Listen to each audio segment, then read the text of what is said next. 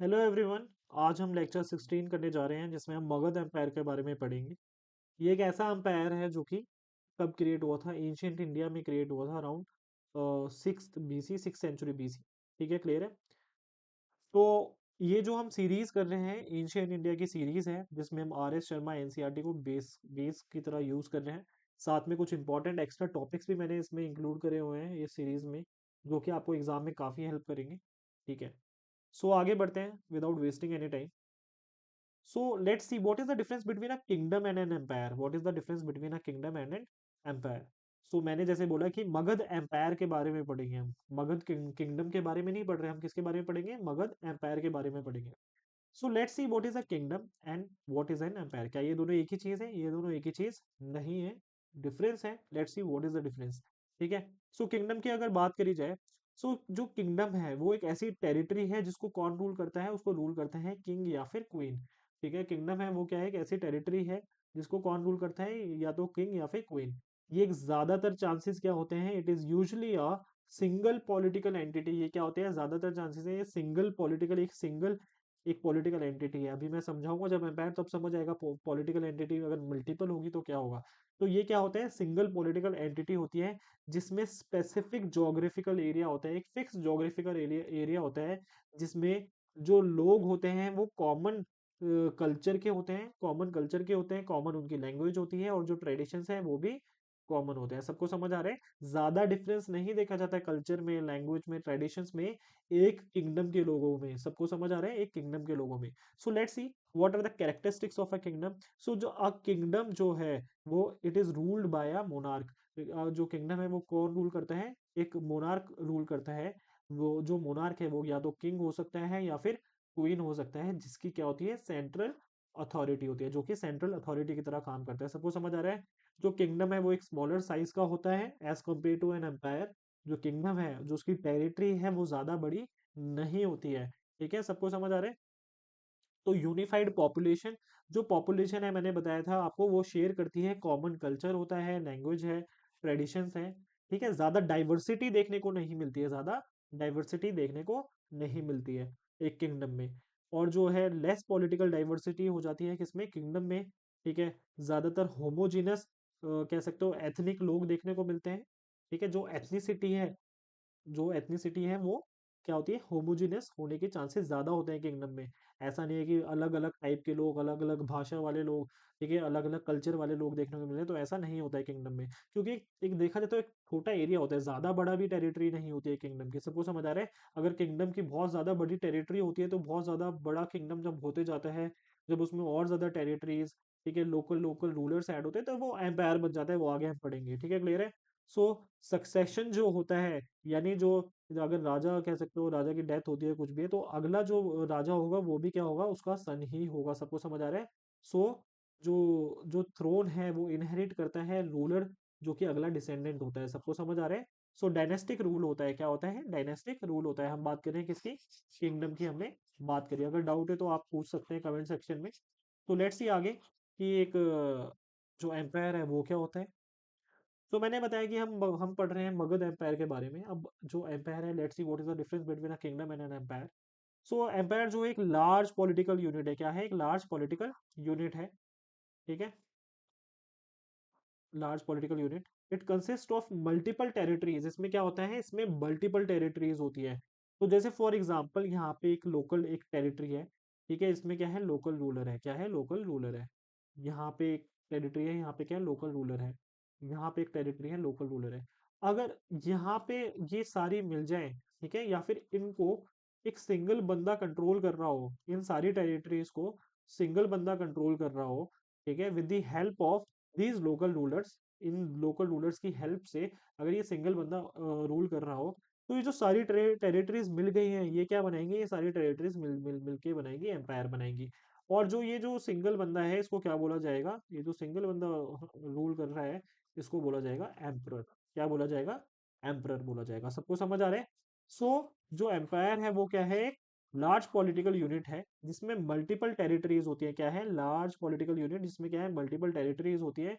Diverse cultures होते हैं। क्या होते हैं? ये जो डिफरेंट टेरिटरीज है, अब जब टेरिटरीज अलग अलग हो गई है, अलग अलग हो जाती हैं, तो फिर कल्चर भी जो है वो क्या है? डाइवर्स है। ठीक है। और इसको कौन रूल करता है, लेकिन सिंगल अथॉरिटी ही रूल करती है, लेकिन हेल्प लेती है ये अलग अलग गवर्नर से हेल्प लेती है। जैसे भाई एक टेरिटरी में गवर्नर अलॉट कर दिए, जैसे जो ईरान है, जो ईरान रीजन है, पहले पर्शिया बोला जाता था, सबको समझ आ रहा है, आपने एक गेम भी देखा होगा, मूवी देखी होगी, प्रिंस ऑफ पर्शिया। ठीक है, तो जो ईरान वाले रीजन है वो बेसिकली वहाँ पे पर्शियन रूल था। ठीक है, तो जैसे सत्रप्स होते हैं पर्शियन रीजन में, ठीक है, वाइस रॉयज, ठीक है, वाइस रॉयज भी कह सकते हो यूज करते हैं, मतलब कॉम्प्लेक्स एडमिनिस्ट्रेशन होता है इसमें, हम पढ़ेंगे आगे। ठीक है, क्लियर है। वाइस रॉयज यूज करे जाते हैं रूल करने के लिए। प्रोविंशियल रूलर्स होते हैं, मैंने जैसे बताया लोकल रूलर्स हो गए, ठीक है, उनको यूज करा जाता है, क्योंकि भाई इतनी बड़ी टेरिटरी है, एक सिंगल बंदा पूरा रूल कर ले ऐसा पॉसिबल नहीं है। तो जिस तरह से अभी देखा जाए कि सेंट्रल गवर्नमेंट है इंडिया में, लेकिन देखा है स्टेट गवर्नमेंट, स्टेट जो गवर्नमेंट है उसमें अलग अलग सीएम भी हैं, चीफ मिनिस्टर्स भी हैं। इसी तरह से जो डिफरेंट टेरिटरीज होती है एक एम्पायर में, उसमें जो जो सेंट्रल अथॉरिटी है वो अलॉट कर दी थी कि भाई एक गवर्नर अलॉट कर दिया एक टेरिटरी के लिए, दूसरा गवर्नर अलॉट कर दिया एक टेरिटरी के लिए, सबको समझ आ रहा है। तो इसी तरह से एक तरह से कॉम्प्लेक्स एडमिनिस्ट्रेटिव सिस्टम होता है किसमें, हम बात करें एम्पायर की, सभी को क्लियर है। सो जो एम्पायर है उसकी की कैरेक्टरिस्टिक्स देखते हैं क्या है, इसकी की कैरेक्टरिस्टिक क्या है। It is ruled by an emperor. इसको कौन रूल करता है, एक एम्परर रूल करता है, या फिर एक पावरफुल अथॉरिटी रूल करती है। ठीक है, सबको समझ आ गया। और ये जो रूल होता है ये मल्टीपल टेरिटरीज पे रूल करते हैं, मतलब जो एम्परर है वो मल्टीपल टेरिटरीज पे रूल करेगा, सबको समझ आ गया। यानी हेड जो होगा वो कौन होगा, एक एम्परर होगा, सबको समझ आ गया। एम्प्रेस यानी जो फीमेल हो गया। ठीक है, क्लियर है। सो जो इनका साइज होता है वो काफी ज्यादा होता है, क्योंकि इसमें बहुत सारे रीजन्स ऐड होते हैं, बहुत सारे प्रोविंसेस होते हैं, सबको समझ आ रहा है, मल्टीपल किंगडम्स आ जाते हैं एम्पायर के अंडर, सबको समझ आ रहा है। ये मल्टी कल्चरल और मल्टी एथनिक होता है, क्या होता है, मल्टी कल्चरल और मल्टी एथनिक होता है, जिसमें डिफरेंट एथनिक ग्रुप्स होते हैं, जिनकी अलग अलग लैंग्वेजेस होती है, ट्रेडिशंस होते हैं। ठीक है, जिनको एक्वायर ये कैसे करते हैं, इन इतनी सारी टेरिटरीज को कैसे एक्वायर करते हैं, कॉन्क्वेस्ट करके, या तो युद्ध छेड़ देते हैं उनके अगेंस्ट, ठीक है, वॉर लड़ देते हैं उनके रूलर्स के साथ। फिर जब अगर उनका रूलर्स हार जाते हैं तो फिर उसको वो कब्जा कर लेते हैं उस टेरिटरी पे, सबको समझ आ गया। आगे देखेंगे कि मगध एम्पायर किस तरह से बना था, वो भी हम समझेंगे। तो इनका जो मैंने बताया कॉम्प्लेक्स एडमिनिस्ट्रेशन होता है। तो जब इतनी बड़ी टेरिटरीज होगी तो उसको एडमिनिस्टर करना, उसको गवर्न करना बहुत ज्यादा डिफिकल्ट हो जाता है, तो उसके लिए जो एडमिनिस्ट्रेशन है वो भी क्या होता है, कॉम्प्लेक्स होता है। ठीक है, इनका जो नेचर होता है वो एक्सपेंशनिस्ट नेचर होता है, जो एक एम्पायर है उसका नेचर क्या होता है, एक्सपेंशनिस्ट नेचर होता है। अब भाई आपने इतनी सारी टेरिटरीज कब्जा ली, क्या एक इंसान अगर इतनी सारी टेरिटरीज को कब्जा लेता है, क्या वो इस टेरिटरी को छोड़ देगा, ऑफ कोर्स नहीं छोड़ेगा। तो क्या है, एक्सपेंशनिस्ट इनका नेचर होता है कि भाई अब एक्सपेंशन इतना हो ही गया तो क्यों ना आगे बढ़ा जाए और ज्यादा। तो ये क्या हो गया, मैंने आपको डिफरेंस बिटवीन करवा दिया है, difference between that is kingdom and an empire, सबको समझ आ गया। So let's see Magadha empire के बारे में। सो जो मगध एम्पायर था वो क्या था, one of the most powerful and influential early kingdom था। क्या था, one of the most powerful and influential early kingdom था। ठीक है, अर्ली किंगडम से सॉरी बना हुआ था, सबको समझ आ रहा है, इसमें कंफ्यूज मत होना दोबारा से। So it was centred in present day Bihar के अराउंड, ये बिहार और जो ये आपका झारखंड वाला रीजन है। ठीक है, आगे जाके तो खैर इतना बड़ा हो गया था ये, सबको समझ आ रहा है। इट वाज प्रेजेंट एट, जो कि आज प्रेजेंट डे है, बिहार और झारखंड वाला रीजन यहाँ पे प्रेजेंट था। हम बात करें मगध एम्पायर के बारे में, ठीक है। So over centuries Magadha empire जो है इवॉल्व हुआ, छोटे छोटे किंगडम से कह सकते हो इवॉल्व हुआ ये।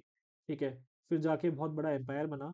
ठीक है, और जिसने इंडिया को क्या दिया, इंडिया का फर्स्ट मेजर डायनेस्टीज दी, इंडिया की फर्स्ट मेजर डायनेस्टीज दी, जिसमें मौर्य और गुप्ता एम्पायर्स भी आते हैं, जिसमें क्या आते हैं, मौर्य और गुप्ता एम्पायर। खैर गुप्ता एम्पायर हम अभी नहीं पढ़ेंगे। ठीक है, हम सीधा पढ़ेंगे मौर्यस के बारे में, मौर्य डायनेस्टी के बारे में, एक्चुअली गुप्ता भी जो एक तरह की डायनेस्टी है। ठीक है, फिर आगे बढ़ा जाए।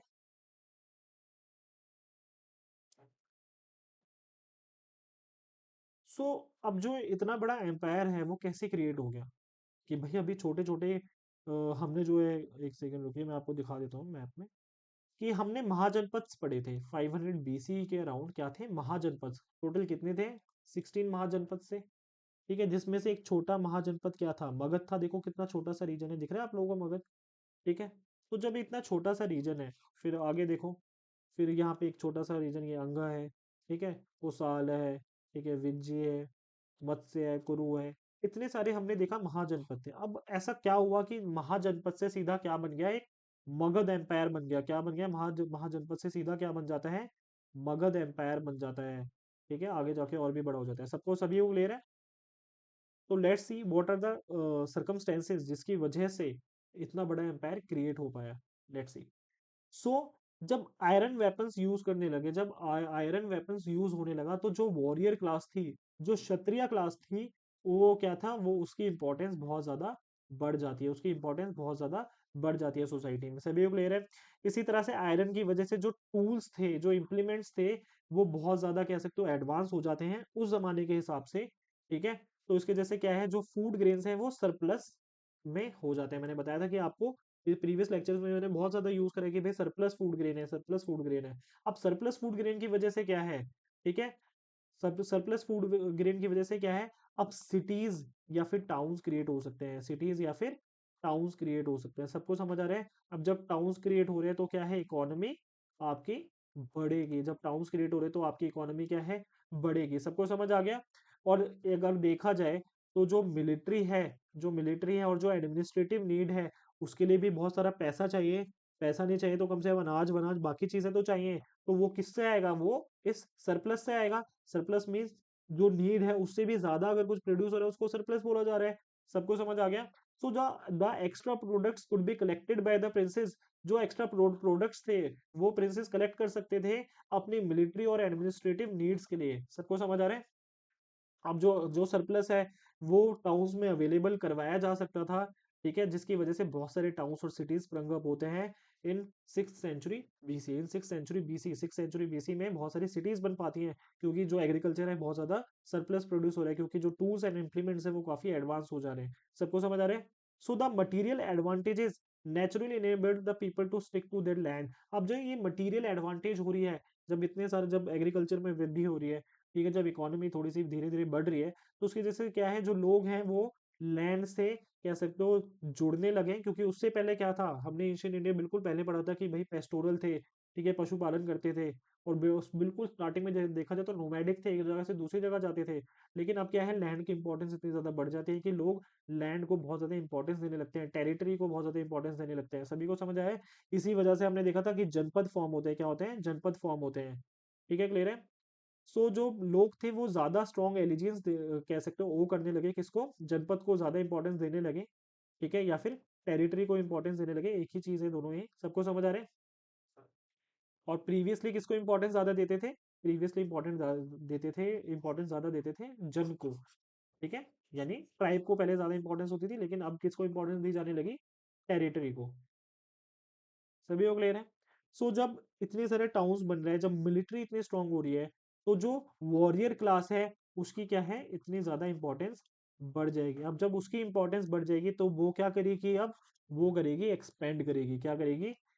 एक्सपेंशन करेगी। सबको समझ आ रहा है? तो वॉरियर क्लास के पास क्या है, रिसोर्सेज हैं। क्या पहले रिसोर्सेज थे ऐसे? नहीं थे रिसोर्सेज। तो ऑफकोर्स अब जब रिसोर्सेज इतने सारे हैं, तो जो वॉरियर क्लास है, जो क्षत्रिय है या फिर जो रूलर्स थे, वो क्या करने लगेंगे, अब वो एक्सपेंड करेंगे। भाई खाली तो बैठेंगे नहीं, कुछ ना कुछ तो करना पड़ेगा। अब क्या करेंगे, एक्सपेंड करेंगे। किसके एक्सपेंस पे एक्सपेंड करेंगे? ऑफकोर्स दूसरी जो टेरिटरीज हैं, जो दूसरे महाजनपद थे, ठीक है, उनकी बलि चढ़ाकर ये बाकी जो कह सकते हो जो भी जनपद कह सकते हो बड़े हुए, वो किसकी बलि चढ़ाकर बड़े हुए होंगे? ऑफकोर्स जो दूसरे महाजनपद थे। सभी लोग ले रहे हैं? सो बात करी जाए, अब जो मगध है वो काफी बड़ा हो जाता है। आगे देखेंगे किस तरह से एक्सपेंशन हुआ। ठीक है, ठीक है, काफी बड़ा हो जाता है। ठीक है, मैंने दिखाया कि किस तरह से एक्सपेंशन होता है मगध का 6 से 4 सेंचुरी बीसी तक। ये जो मैप है इसमें दिखाया है कि किस तरह से एक्सपेंशन हुआ है 6 से 4 सेंचुरी बीसी तक किसका, मगध एम्पायर का। ठीक है, सो बात करी जाए जोग्राफिकल लोकेशन, अगर बात करते हैं मगध की, कि ऐसी मगध में ऐसी क्या खास बात थी कि भाई वो एक एम्पायर में तब्दील हो पाया या फिर एम्पायर में चेंज हो पाया। ठीक है, किंगडम था एक छोटा सा, देखो कितना ज्यादा छोटा किंगडम है। ठीक है, यहाँ पे ये रहा, यहाँ पे कहीं पे। ठीक है, इतना छोटा सा किंगडम में ऐसा क्या हुआ कि ये जो है इतना बड़ा एम्पायर में चेंज हुआ, एम्पायर एम्पायर बन पाया? तो सबसे पहला जो one of the most important reason था वो था जोग्राफिकल लोकेशन। क्या था? Geographical location. सो जो मगध था वो बेसिकली अभी जो लोकेटेड है वहां पे, अभी जो सदर्न बिहार रीजन है वहां पे लोकेटेड था। और जो इसका सबसे पहला कैपिटल था वो क्या था? राजगृह। राज राजगृह। सभी को क्लियर है? जो मॉडर्न डे राजगीर है, जो मॉडर्न डे राजगीर है, ठीक है, वहां पे इसका कैपिटल लोकेटेड था। बाद में इसका कैपिटल जो है वो चेंज कर दिया गया किसमें, पाटलिपुत्र में, ठीक है, जो मॉडर्न डे पटना की अगर बात करी जाती है। सबको समझ आ रहा है? तो पहला कैपिटल क्या था, राजगृह, क्या था, राजगृह था। और अभी प्रेजेंट में ये जो जगह है वो उस किस नाम से बोली जाती है, राजगीर के नाम से बोली जाती है। सभी को क्लियर है? और बाद में जो कैपिटल है वो चेंज हो गया पाटलिपुत्र में। और जो पाटलिपुत्र है वो सेम चीज है, क्या है, मॉडर्न डे पटना का। सबको समझ आ रहा है? सो it was strategically position, it was strategically position, इसकी जो पोजिशन थी बहुत ज्यादा, कह सकते हो बहुत स्ट्रेटेजिकली इसकी पोजिशन डिसाइड करी थी इसके रूलर्स ने। तो पहली बात तो क्या है, चारों तरफ इसके क्या थी, नदी थी, ठीक है। It was between the between different reverse. और वो कौन से नदी थी, गेंजेस या फिर गंगा नदी, सोन एंड पुनपुन रिवर्स से घिरा हुआ था ये। अब जब बहुत सारी नदी हैं अलग अलग, कह सकते हो 3 नदी काटती है, तो क्या है, जो जो लैंड होगा वो क्या होगा, बहुत ज्यादा फर्टाइल होगा। जो लैंड होगा वो बहुत ज्यादा क्या होगा, फर्टाइल लैंड होगा। और जो उस जमाने में जो रिवर्स हैं उनको जो ट्रैवल के लिए भी यूज करा जाता था, उस जमाने में जो रिवर्स थी उनको ट्रैवल के लिए भी यूज करा जाता था। तो ऑफकोर्स जब रिवर्स है तो क्या है, ट्रेड रूट भी बहुत ज्यादा अच्छा होगा। ट्रेड रूट अच्छा होगा तो क्या होगा, ट्रेड भी अच्छा होगा। और जब ट्रेड भी होगा तो फिर क्या होगा, इकोनॉमी इकोनॉमी में बहुत ज्यादा बढ़ेगी। तो जो रूलर है वो बहुत ज्यादा पावरफुल होगा ऑफकोर्स। पास में क्या थी, जो ये मगध था उसके पास में क्या थी, आयरन रिच माइंस थी, झारखंड वाले रीजन की आयरन रिच माइंस थी, झारखंड वाले रीजन की। अब क्या है, जब अच्छा खासा आयरन आ रहा है तो क्या हो रहा है, वेपन्स भी बना रहे हैं। अच्छा खासा आयरन आ रहा है तो क्या बन रहा है, वेपन्स भी बन रहे हैं, टूल्स बन रहे हैं बहुत सारे, ठीक है, एग्रीकल्चरल इम्प्लीमेंट्स बन रहे हैं। तो क्या हो रहा है, जब इतनी सारी अच्छी अच्छी चीजें हो रही है तो फिर जो भी एक कह सकते हो एक रूलर है वो क्या करेगा, एक्सपेंड करेगा अपनी टेरिटरी को, क्या करेगा, एक्सपेंड करेगा। अब फॉर एग्जाम्पल भाई, एक यहाँ पे एक किंगडम है, ठीक है, एक यहाँ पे किंगडम K1 है, यहाँ पे K2 है। K1 के बाद बहुत अच्छी अच्छी चीजें हैं, जोग्राफिकल एरिया अच्छा है, आयरन ओर है, ठीक है, आयरन रिच है बहुत अच्छा, बहुत स्किल्ड लेबर है, बहुत सारी चीजें हैं जो कि इसके लिए सारी सही है। इसके लिए, और जो K2 किंगडम है उसके पास इतनी अच्छी चीजें नहीं है, थोड़ा सा कह सकते हो इन्फीरियर है, ठीक है, इकोनॉमी इतनी अच्छी नहीं है, सब लोग लगभग गरीब है, रूलर भी गरीब है। तो क्या होगा, K1 क्या करेगा, इसको ऑफकोर्स खा लेगा, मतलब ये तो नेचर है, नेचर ही ऐसा है। सभी को समझ आ रहा है? जो फिटेस्ट है वही सरवाइव करेगा। तो क्या था इनके पास, क्या थी, नियर आयरन रिच माइंस थी, ये जो लोकेशन है मगध की, ठीक है, फॉरेस्ट बहुत पास में था जिससे टिम्बर मिल जाता था, एलिफेंट्स भी मिल जाते थे, जो कि मगध जो है वन ऑफ द अर्लीस्ट, कह सकते हो एक ऐसा एम्पायर है, ठीक है, एक ऐसा रूल था जब मगध के टाइम पे था जहाँ पे एलिफेंट्स को यूज करा जाता था वॉर्स में, एलिफेंट्स को यूज करा जाता था वॉर्स में। मतलब ये जो ग्रीक्स आए थे ना, जब इंडिया में जब ग्रीक्स आए थे, और जब ये जब जब ग्रीक्स इंडिया में आए उन्होंने देखा एलिफेंट्स का यूज हो रहा है वॉर्स में, तो सेम टेक्निक ये कहाँ पे लेके गए, वेस्ट में लेके लेके लेके गए। सबको समझ आ रहा है? जो ग्रीक्स थे जब वो इंडिया में आए और उन्होंने देखा जो मगध रीजन है वहां पे क्या है, वॉर्स में एलिफेंट्स का बहुत बड़े पैमाने पे यूज हो रहा है, तो उन्होंने क्या करा, वेस्ट में सेम चीज वो लेकर गए, एलिफेंट्स का यूज उन्होंने भी करना स्टार्ट कर दिया। तो देख रहे हो किस तरह से इन्फ्लुएंस होती है चीजें। So it was close to forest, ठीक है, जिसकी वजह से टिम्बर मिल जाता था, एलिफेंट्स कह सकते हो मिल जाते थे, ठीक है, जो कि वॉर्स में यूज करते थे ये लोग। फिर ऊपर से नेचुरल बैरियर्स, जो हिल्स थी वो क्या थी, नेचुरल बैरियर्स की तरह काम करती थी। जो इवन जो इनका ये कैपिटल था राजगृह, ठीक है, जो कैपिटल था, ठीक है, उसके करीबन बताते हैं कि 5 हिल्स थे इसके पास। सबको समझ आ रहा है? अब क्या है, जब इतनी सारी हिल्स है तो क्या है, बैरियर की तरह काम कर रही है, ठीक है। क्या इस पर अटैक करना इतना आसान है, क्या इसको इन्वेड करना आसान है, ऑफकोर्स इन्वेड करना आसान नहीं है, ठीक है, क्लियर है। तो इतनी सारी एडवांटेजेस की वजह से फिर आगे देखेंगे इसमें रूलर्स भी थे, जो इसके जो किंग थे डिफरेंट डिफरेंट, जो एम्परर थे, वो भी काफी स्ट्रांग बंदे थे, बहुत डिप्लोमेटिक थे वो लोग, ठीक है, बहुत अग्रेसिव भी थे, डिप्लोमेटिक भी थे। सभी को क्लियर है? वो आगे बढ़ना है हमें। सो नेचुरल बैरियर्स थे जैसे कि हिल्स हो गए जो कि प्रोटेक्ट करते थे इन्वेजन से, ठीक है। अब ये जोग्राफिकल एडवांटेजेस की वजह से जो है, जो मगध है वो बहुत ज्यादा डोमिनेंट हो जाता है बाकी जो भी जनपद थे उस टाइम के किंगडम थे। सभी को क्लियर है? सो आगे बढ़ते हैं।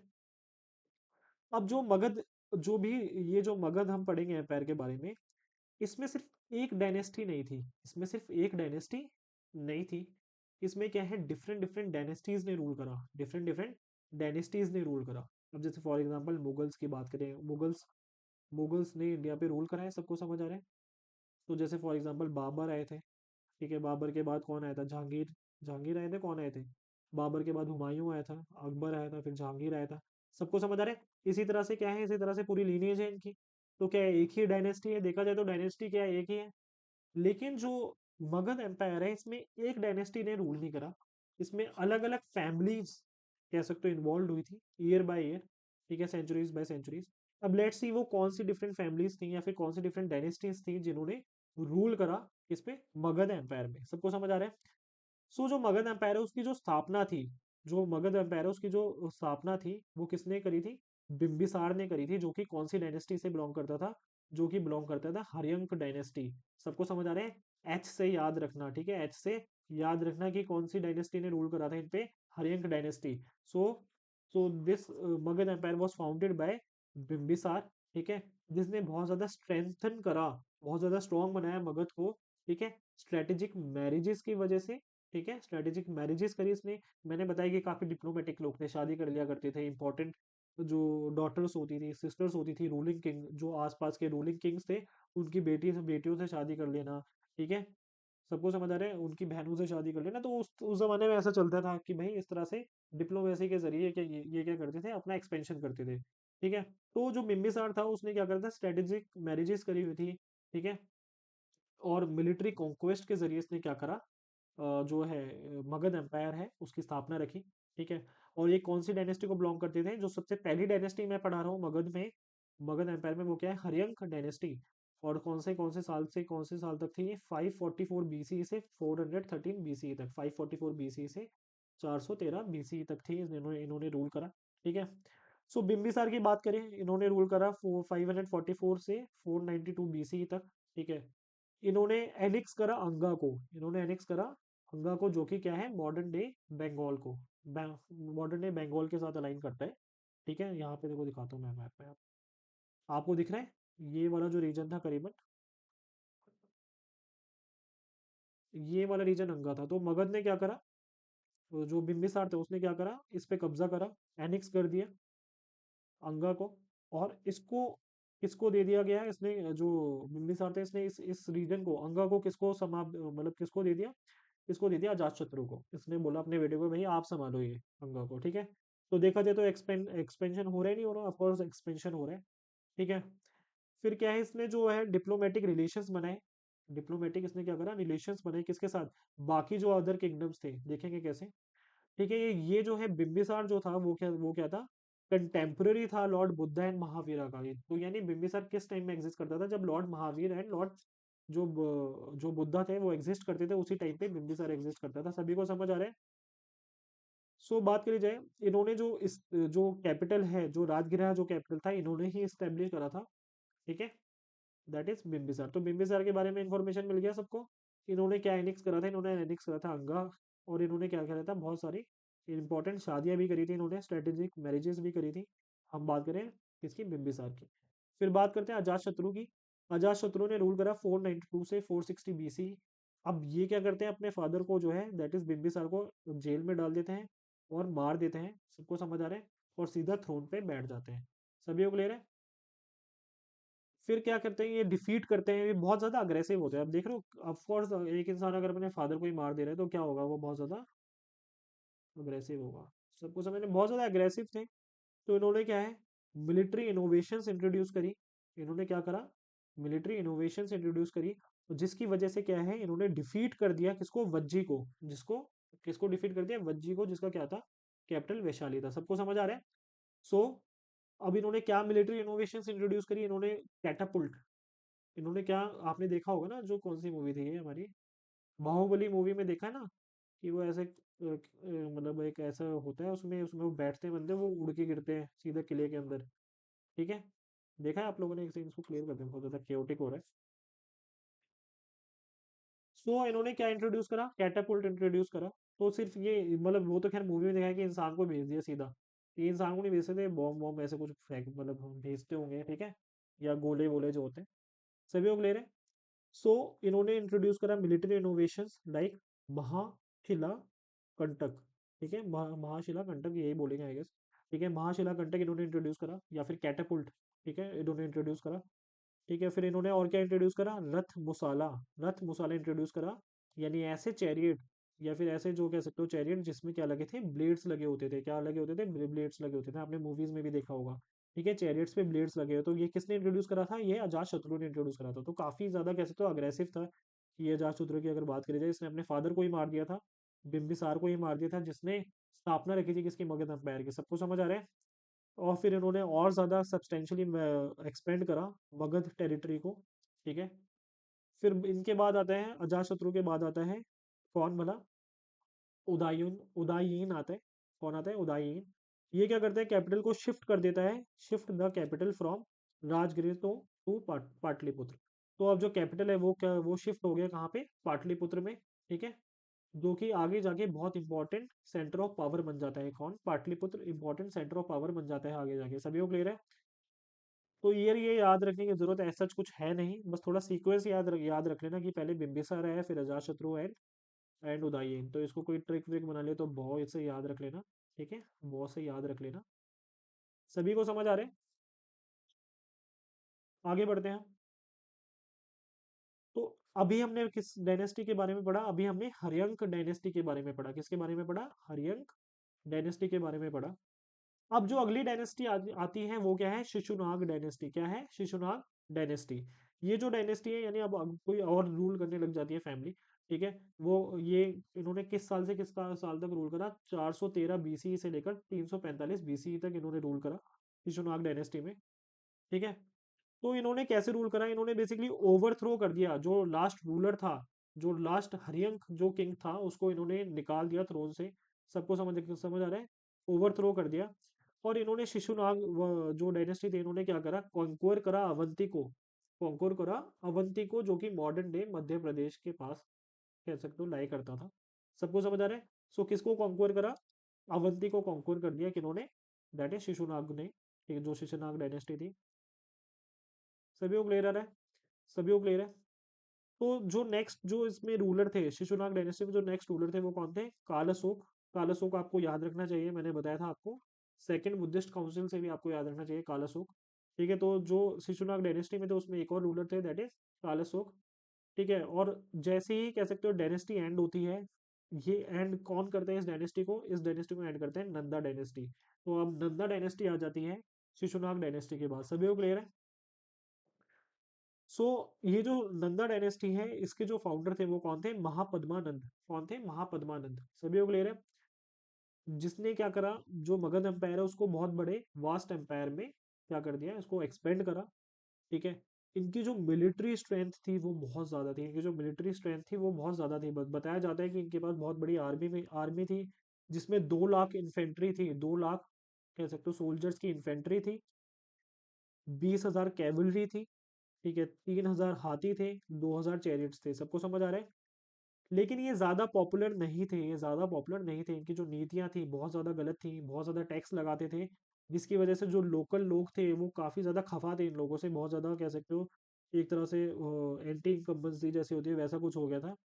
और उसी टाइम जो चंद्रगुप्त मौर्य थे, मौर्य डायनेस्टी के, इन्होंने क्या कर दिया? ओवरथ्रो कर दिया लास्ट नंदा रूलर को। क्या कर दिया? लास्ट नंदा रूलर को ओवरथ्रो कर दिया with the help of Chanakya. आपने सुना होगा चाणक्य का नाम।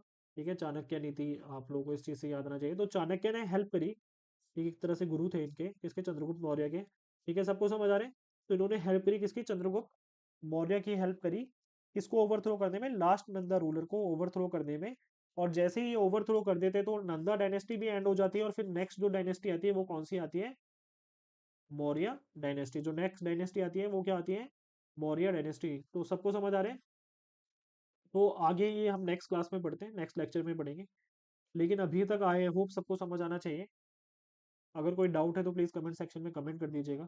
ठीक है, तो अभी अगर मैं थोड़ा सा रिवाइज कर रहा हूँ आप लोगों को, मैंने कितनी डायनेस्टी बता दी गई है अभी तक आपको। हरियंक डायनेस्टी के बारे में बता दिया, शिशुनाग डायनेस्टी के बारे में बता दिया, एंड नंदा डायनेस्टी के बारे में आपको बता दिया गया है। सभी को क्लियर है?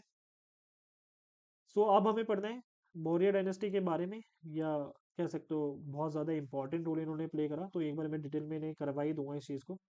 ठीक है, सो मिलते हैं नेक्स्ट लेक्चर में। Till then bye bye and take care.